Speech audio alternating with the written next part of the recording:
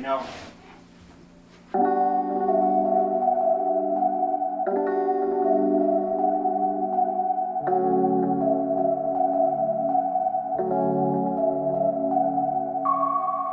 I take a few minutes today to show you some of the cameras that I've been using. Right now, this footage is being filmed using a Panasonic FZ300. So it's a point and shoot camera, but it looks like a digital SLR camera. So this is actually the camera that we used to film our first EcoFlow Delta portable generator test, where I grabbed all kinds of stuff and plugged it all in. It's definitely not as expensive as a DSLR. It has the shape of a DSLR, so you have a pretty good grip, and it still has some ports to use a microphone with. I have a roadway plugged in, and it's on a tripod right now, so hopefully the quality is coming through. I will say that it hasn't really been a workhorse in all of the videos up until now. I have two main cameras that I've been using. The first one is our DJI Osmo Action cam. It's very similar to a GoPro, but what's really helpful is that it has a second screen on the front. So once you turn it on, right now you can see like the screen in the back is lit. So you do a double tap and you hear that sound, and now it's switched to the front. You can see the screen is showing. Oh, okay, that's better. So it has been pretty helpful actually. I've been able to set it up on the mini tripod and just do narratives in that way. Really good so far in terms of being portable. I could carry it with us wherever we want to go. What I got with it, and I mentioned this in the last video too, is the accessory that I got is their 3 battery charger. I don't know if you can see it right there. And it comes with a couple additional batteries and cases. So you have 2, 3 of these. The next camera that I want to talk about is the GoPro 5 Hero Session. And you can see that it's just a little cube here. No screen on this. It's literally just a big lens. What I like about it is that within the cradle that we have in the car, we can face it forward so that it takes videos of the road and the scenery. We could also turn it around and it'll take a nice view of the interior cabin in case we wanted to say anything while we're driving. Now the Hero 5 Session is like a couple years old from a model standpoint. I think GoPro's on like their Hero 8 Black right now, and then they just released their Hero Max. So it's really hard to find these new. This one actually, when I realized I wanted one, it was I got one refurbished. So we have one right now, and we might even get a second one, and I'll tell you why. So I recently found this, and what this is an expandable battery for the GoPro Hero Session. So what you do is you could open this thing up and you could plug it in, right?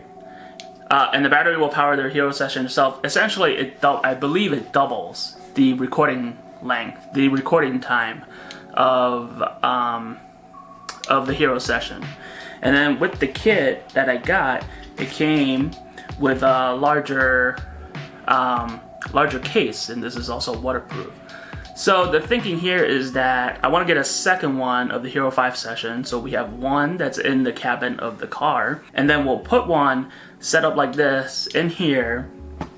I got a mount. You know, everyone has one of these 3M mounts, and this will go on top of the trailer. And so you could film for, you know, however long at a time. The only thing that we want to be thoughtful about right now is whether or not, because this doesn't have a screen, my hope is that the GoPro app can still connect to this while it's on top of the trailer, so I can see exactly what the camera is seeing. I think that would be pretty cool. If you guys watch Traveling Robert, he has one hooked up, and he's got a massive power bank, so that thing is probably just recording all the time. If I can still get the screen of the Hero 5 Session on my phone So we're in the car, but I could still get the screen and I could see what I'm seeing. I may not have to like have this on the entire time, but if I'm coming up on a certain scenic view, if you will, I can hit it and it'll record and then I turn it off.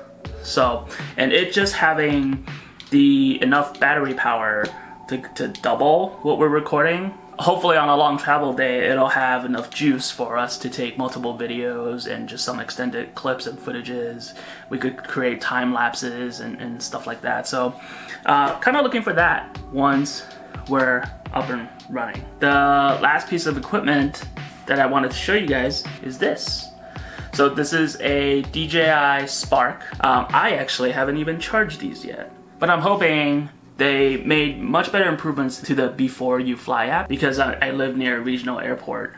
So like it's my house and then a few feet away, I can't fly it. I'm looking forward, as the weather is getting better now, I'm looking forward to charging it up and going to take it out. All right, we're gonna switch cameras for a bit just so I can show you where everything goes.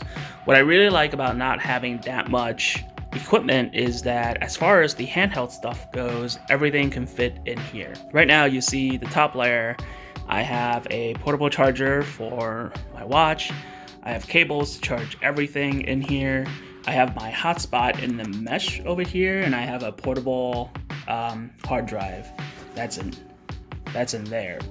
So this uses Velcro to go together, and then it just closes up like that into a small little thing. And what I do is I take this and I come over here. So here's what happens. I have this bag that is designed to hold the DJI Spark. That has a seat in here. This case will go in here, and then we could close this on top. And then while this is standing, the Panasonic FZ300 will rest here, and then I have the accessories for that in here. So what I really like about having not much equipment is that everything fits into this one backpack. And when we travel, it's grab and go, but we'll see what happens.